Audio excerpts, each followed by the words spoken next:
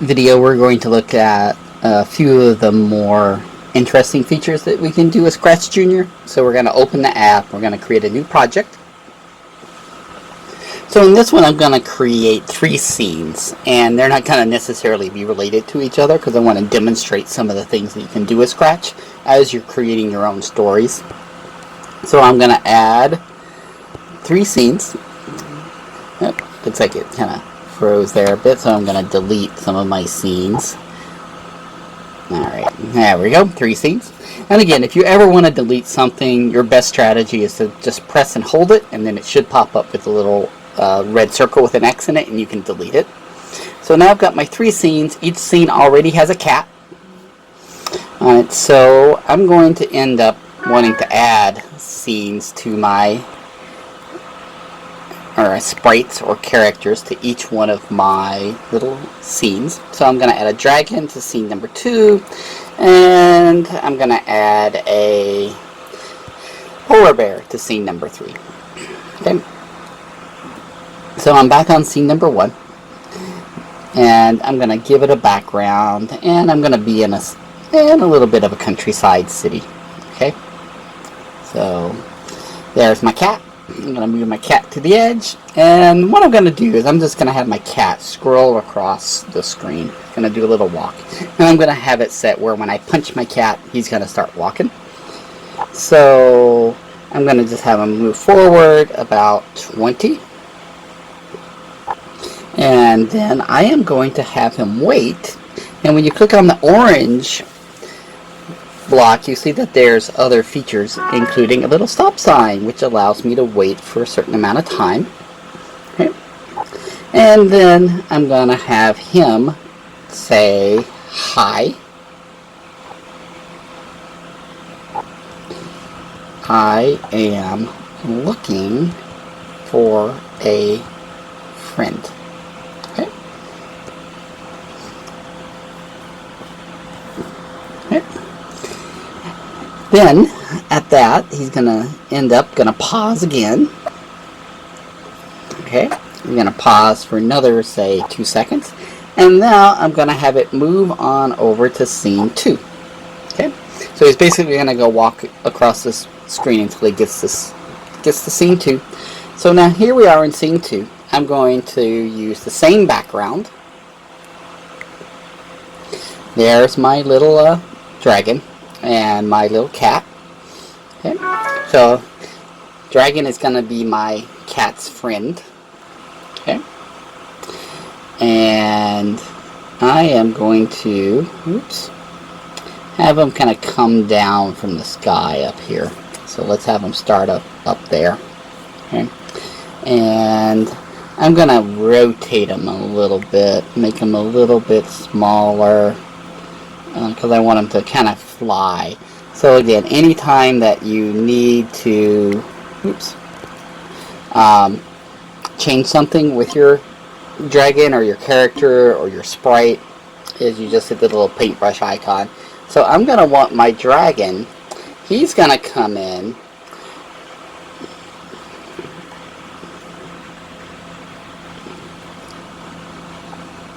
and he is going to just kind of fly down a bit.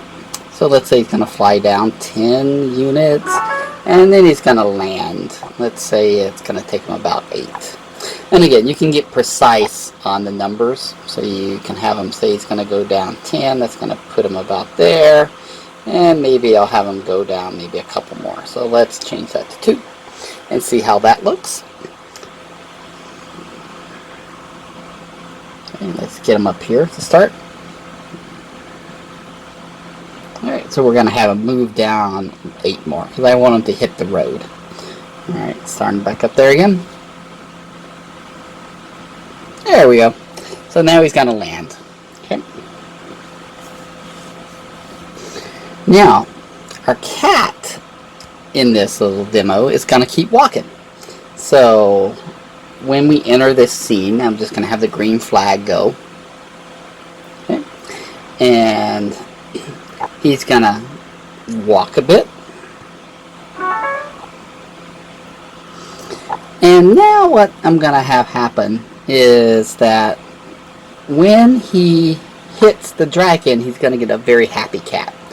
So now notice there's this other little icon there called a bump. Right? And again, when you tap it, it's going to say start on bump cat. So when the dragon and the cat bump, right, you can do it the other way. You can install the bump onto the dragon as well. What I'm going to do is I'm going to have my cat get extremely happy. And so I'm going to create a loop here, and I'm going to have him jump up and down. Okay, so now let's run this and see what happens. There goes my cat, and here comes my dragon down. Now he's there goes my happy cat.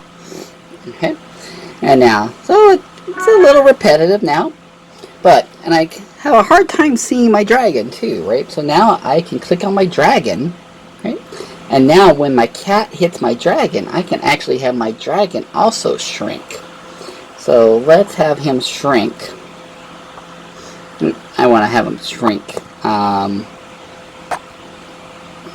1 every time that he hits the dragon, or every time he hits the cat.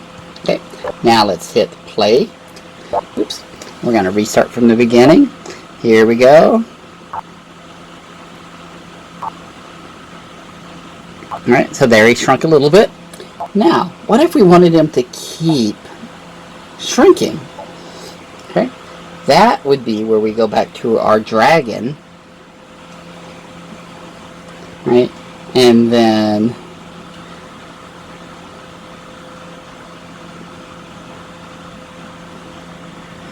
we can put in a loop. And now let's play again. Alright, shrunk down to 4. Right, or, right, you could also just take that out, you know, and just drag them out together. And then you can bring down that, and you can change, oops, I picked a big one. So you can bring that down and shrink to 4 or 5 or whatever number that you want. Right, and now I can also go back to my cat, and I now can also add in text, you know, as he's jumping up and down, saying, I found a friend, I found a friend, I found a friend. Okay, so there we go. And so I'm going to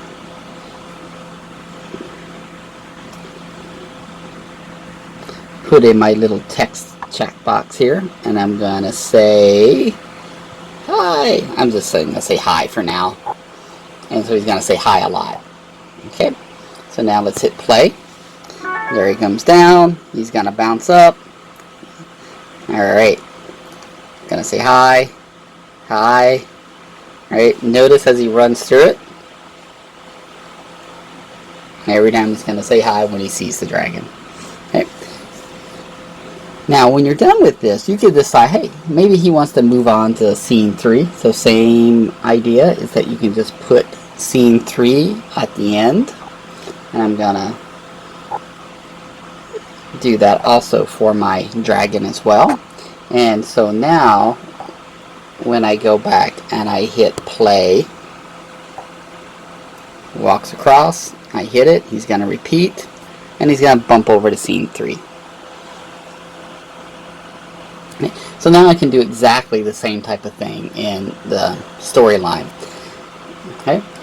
Now if I wanted that scene to go on forever, I could just drag a repeat loop at the end, and it would just repeat those blocks over and over and over again. So now you can create a story every time, and you could create a story right where the cat goes across a little bit, maybe says something, goes across, says something else, goes across, says something else, goes across and says something else, and then when he hits the polar bear, that's the time when he moves across to the scene. And you can make that a little bit more interactive, because in the you could install multiple times, and every time that you tap the polar bear, something can happen. So let's say for like in this instance, alright, let's change this to 5, change that to 5 so we can see. Okay. See, so now notice when I hit him once, he rotates.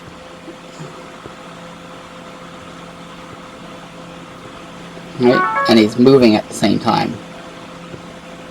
Alright, so these two programs are running simultaneously, so you can have a character do the same programs at the same time. Alright, and this is called a parallel program. Just so you can do a lot of stuff with Scratch. So the best way of learning to play around with Scratch Junior is to just mess around with it and create a little story scene. You can create a storybook. Again, you can record it, audio, you can download music. Right, so you can record, right, and then you can play music. You can record music through this, and you can install that onto your little scene, and it records it and it keeps it, and then it will automatically save it, and then when it's created, you will have it saved onto your front page.